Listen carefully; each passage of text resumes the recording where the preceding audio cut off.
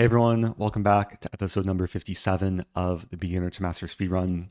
Coming into today, rated 1969 on a win streak of 173 games. So yeah, gradually getting closer to 2000. Let's hop into the first game. Okay, first opponent, playing Catch Me If You Can, 69. And yeah, let's go into a Sicilian. We have a Smith Mora. Although not quite a Smith Mora. Smith Mora would be c3 instead of queen takes d4. With queen takes d4, this is usually a welcome sight. Can develop with tempo, attack the queen, and white's essentially losing time having to move the queen. Queen d2, interesting. I mean, this move is a little bit disharmonious because it blocks the bishop. Usually when white plays such a move, the idea is to play b3 and bishop b2. So that makes me inclined to play g6. That way if white plays b3, I play bishop g7, and white can't get in bishop b2. Yeah, let's go for this. Already pretty happy with the first few moves. Only on move 4. And yeah, with g6, I'm basically going for a dragon setup. Bishop g7. One reason they call it the dragon is because this bishop can breathe fire along the long diagonal. And I'll probably look to go for knight f6 and castle. Probably end up playing d6, maybe if d5 can work out. But yeah, we'll start... Actually, do I want to start with knight f6? Because this does walk into pawn e5. And then it's a question, like, who's benefiting from that? There's knight f6, pawn e5, knight g4. And I'll have 3 attackers against the pawn. But then there's like weird tactics, like maybe bishop takes f7, and then queen f4. White wins back a piece. I mean, if I want to avoid the messiness, I could just play d6 right away and then not have to deal with calculating pawn e5. Yeah, let's go for d6. This is very typical in Sicilians that you play this before playing this just to not have to worry about pawn e5. White plays knight a3. So yeah, white's doing some exotic development. Queen d2 and knight a3 are not typical developing moves that you see in the opening. And I'm not sure what the future is going to have for this knight, especially if I can play like a6 and b5. I think the knight's going to be stuck on the edge. Wow, so white plays e5.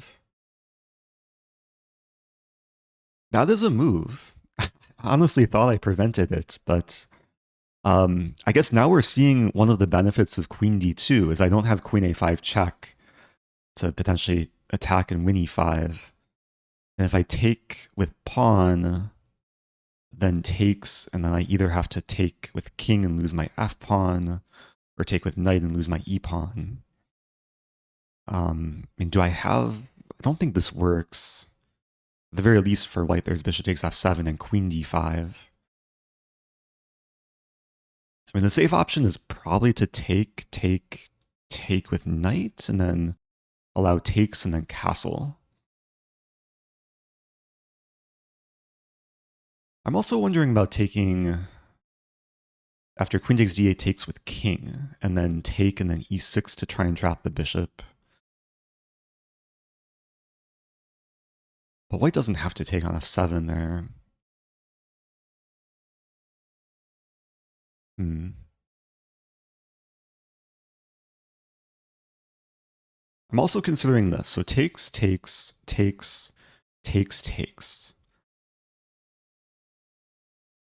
And the big question is, can white win back the pawn? Because if takes, I play e6 and the bishop gets trapped.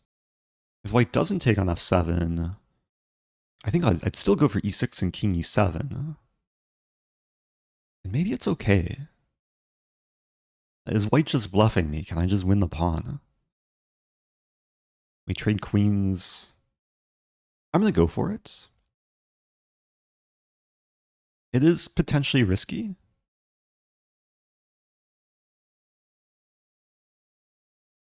But I think the worst case scenario is somehow I lose back the pawn and it should be at least equal. I should also note this tactic doesn't work because then I take and the queen would still be defended. So, okay, bishop e3.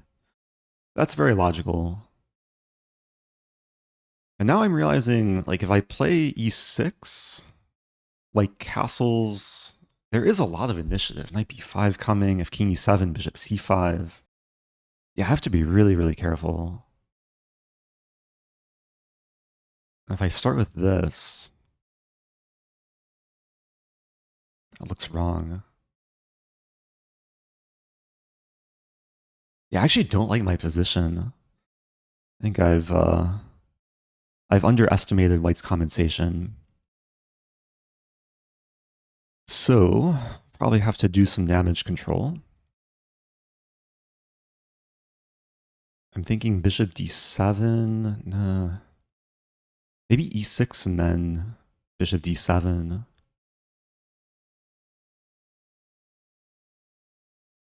There's also, no, 98 doesn't work. I'm also thinking e6 and knight d5. Like, okay, rook d1 or castle takes, and then here. It's not pretty. I'm going to start with e6. I think I have to be really, really careful going forward. Also, I have to watch my time. I was happy with the first, like, 5 moves of the opening, but yeah, allowing e5 and walking into this line, having some regrets. So if imagine castle, this is probably the most natural move. I play knight d5, takes, I lose back a pawn, and then king e7, bishop c5. King is gonna get kicked around. Knight b5. Yeah, knight d6 is now a scary thing to deal with. I mean, maybe now I can play pawn b6, preventing bishop c5 ideas.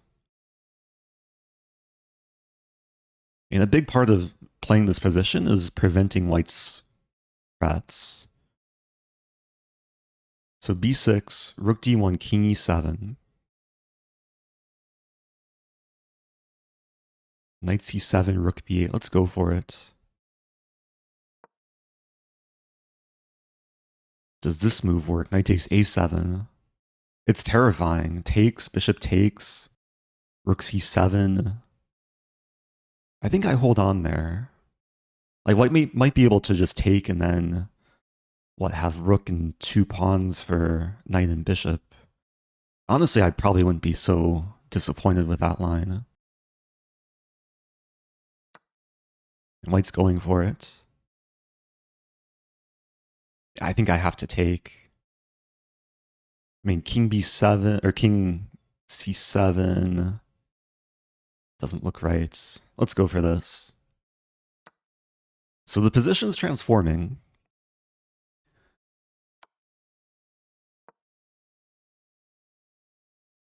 Yeah, castling queenside still comes with tempo. I have this move.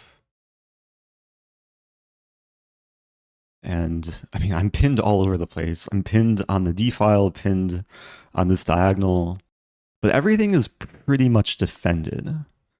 Like we trade. And white has 3 connected passers. But I have the 2 minor pieces. Is there an easy way to defend the pawn? Like knight g4. Knight g4, knight f2.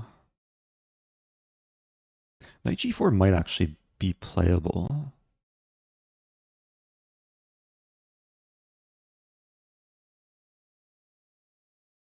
Okay, let's go for it.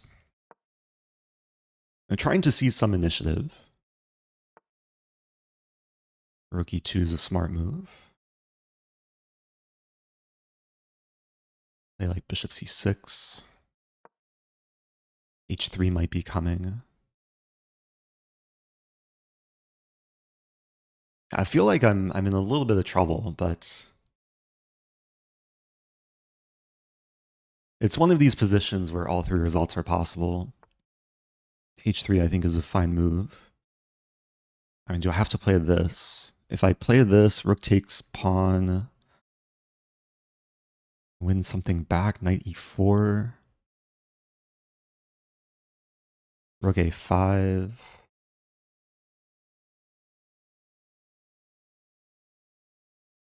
Okay, I'm going to go for this. I think I get enough initiative. And not to mention g2 is currently attacked as well.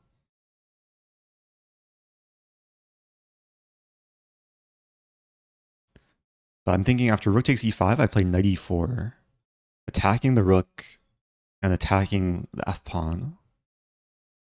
I was calculating takes, knight e4, rook a5. Oh, then I have bishop h6. And if king b1, I play knight d2 with a fork. Oh, that's actually really nice. So after rook e5, knight e4, I'm threatening the rook, the pawn, and bishop h6. Okay, white avoids the danger. It's a very solid move. Maybe now I can play this move.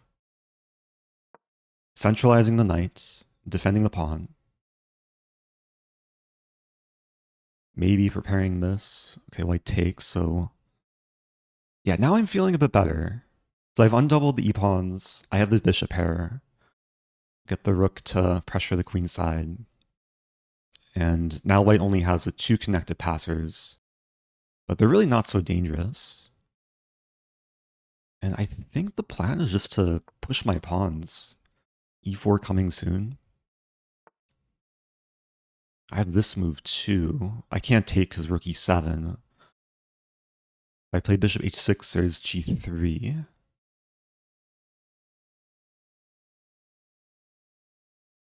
f4 is a smart move. Okay, I'll play this. Attacking c3.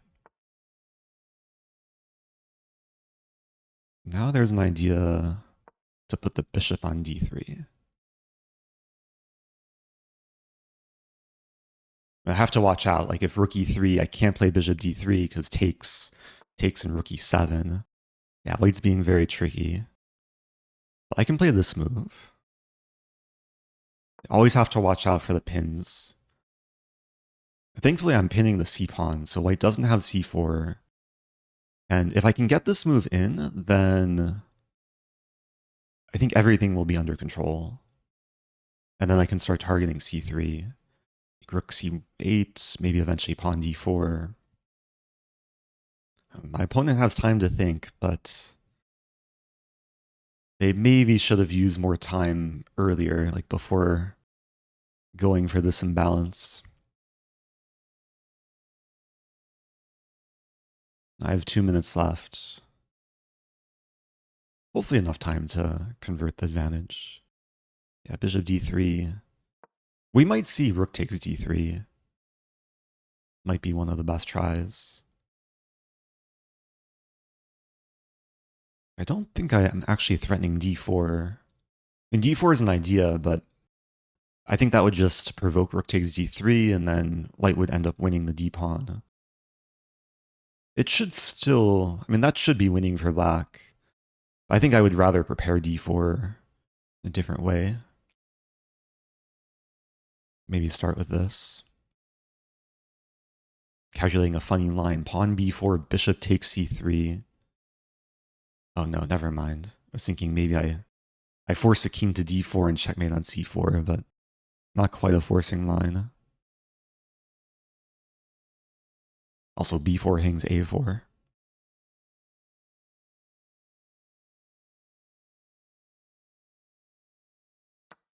Okay, white goes for this.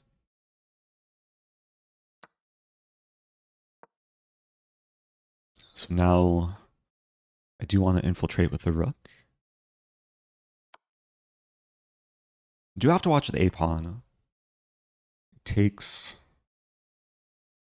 Actually, it's not so simple. I think I should start with this. If white plays a6, I might just go back and then try and win the pawn. I don't think I want to allow rook takes d5. Although maybe I do. Yeah, maybe I do, because then I win c3. It is nice having the active rook here, cutting off the king and threatening to win g2. So g4.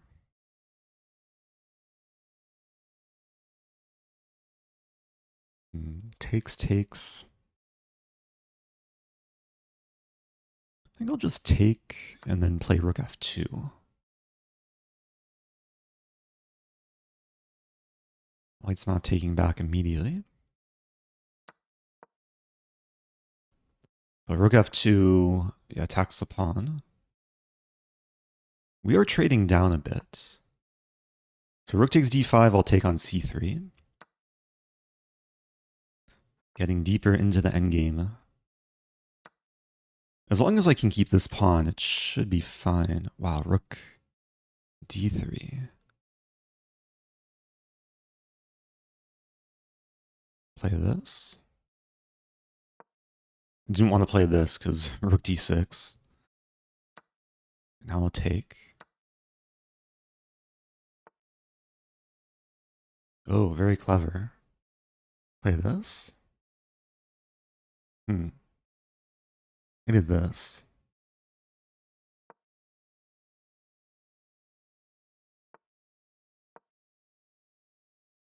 Down to 50 seconds. I'm holding on to the pawn. Oh, wow, nice move. Oh, I'm in trouble. Is this going to be my first non-win?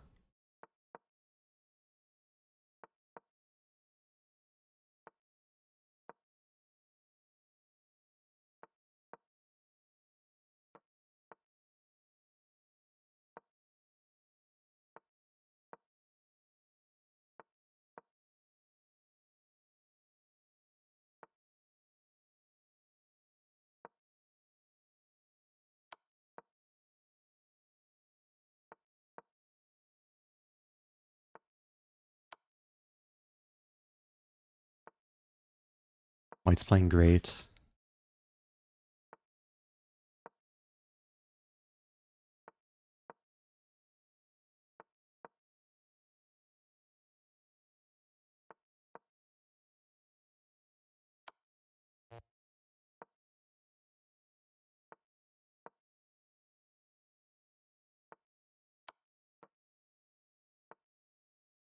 Oh no.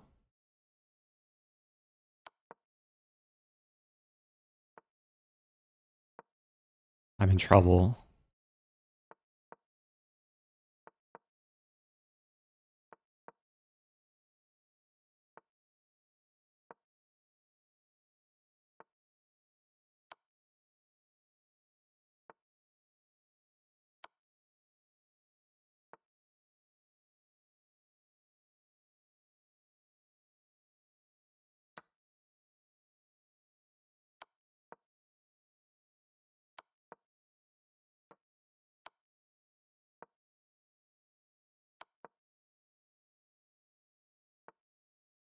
Oh no. No stalemate tricks. Ah. That's my first loss. Well played. Ouch. Ouch. Very well played to my opponent. I mean, let's start from the beginning. Yeah, the first loss of the speedrun stings a little bit. I've I think I had like multiple chances probably to survive, but okay, let's start from the beginning. Very unorthodox opening with queen d2 and knight a3. And I think I got a little bit complacent. Like I allowed this this pawn e5. which Engine doesn't really like. And I actually played the best move, knight takes e5. Takes. And the Engine gives a very small edge to black, but I mean, white definitely has compensation. And it wasn't so clear what to do here. Played e6, knight b5, b6. Yeah, actually this was all okay for black. Maybe I just burned a little bit too much time. Yeah, the position was all okay. Like I was never actually in trouble. Like going back to here, white could have castled, allowing. I guess this. What was I going to do? I was going to play bishop. I was considering either bishop d7 or knight d5. I think knight d5 maybe is a safer move, allowing takes. But white's better here. Yeah, with bishop c5 and white's won back the pawn. Bishop d7 is the top choice, and okay, black is surviving. But what happened in the game? Yeah, actually everything was under control. It seemed like I was just going to convert the position, especially with bishop d3. White took.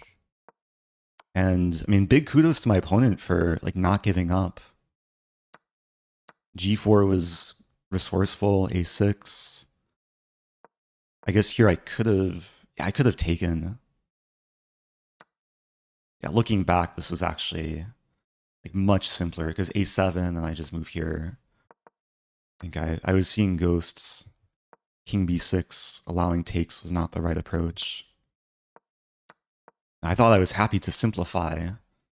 But white was very tricky with, yeah, like once rook d7 happened, then white's either winning the pawn or getting an a7. And I just blundered in time pressure. Yeah, bishop f4, completely missing rook f7. This is a great move from white. And I mean, I was trying to like at least keep some hope alive for myself, but and this should just be a draw. Like there was no reason for me to walk over with the king. I thought maybe I can like somehow advance, but what ended up happening turned out to be really bad for me. This is all still a draw. Oh, I had king g2 here. King g2, yeah, rook b2. I guess we could repeat, but this check was not good. Allowing king g5 as the nature of time pressure, and then in the like later stage, my opponent allowed this check, but it's still winning for white because even if I win the rook, white's going to queen. And unfortunately, yeah, there's no way for me to win the rook and prevent white from queening. So, okay, definitely some takeaways from that game. I think a big one is time management. Really have to do better on the clock and save enough time for when I do get a winning position. And then also just staying focused. I think I got way too relaxed around here, thinking the position is an easy win, but it still took a lot of work and my opponent was very resourceful. So, okay, I think we'll keep that as a single game episode. The first loss of the speedrun. Hopefully I can rebound for the next one. But thanks everyone for watching. Hope you guys can take away some lessons along with myself. If you have questions, leave them below. And I'll see you guys soon for hopefully a better result in the next episode. Stay tuned.